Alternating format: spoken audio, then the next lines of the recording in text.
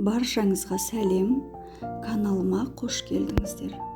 Бүгін сіздерге сгущенка қосылған пирогтың рецебімен бөлісетін боламын. Ең алдымен жұмыртқаға қант қосып, әппақ болып көпіргенше миксерлейміз. Ванилин бар болса 10 грамм қоссаңыз болады.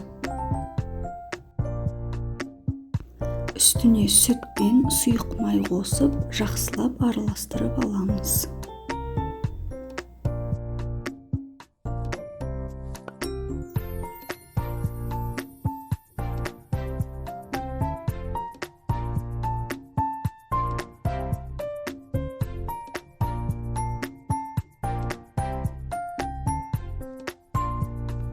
Ендігі кезекте сгущенка қосып миксерлейміз.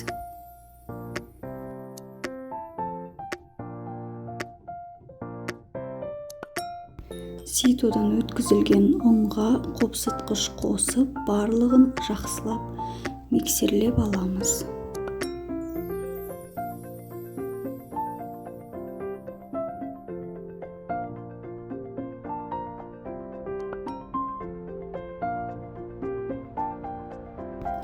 Міне, біздің қамыр дайын болды. Енді формамызға құямыз. Менде домалақ 21 сантиметрлік форма. Қызып тұрған пеште 170 градуста 20-30 минут пісіріп аламыз. Өте жұмсақ, нәзік болып шығады. Әрлеу әрине өз қалауларыңыз бойынша. Мен сгущенка жағып, грек жаңғағын сәл үгітіп сеуіп шықтым. Каналыма тіркелмеген болсаңыз, подписаться басып, видеом ұнаған болып жатса лайк басып, комментарий жазып кетіңіз. Менімен бірге болғандарыңызға көп рахмет. Барлықтарыңызға ас болсын. Сіздерге де жасап көруге кеңес беремін.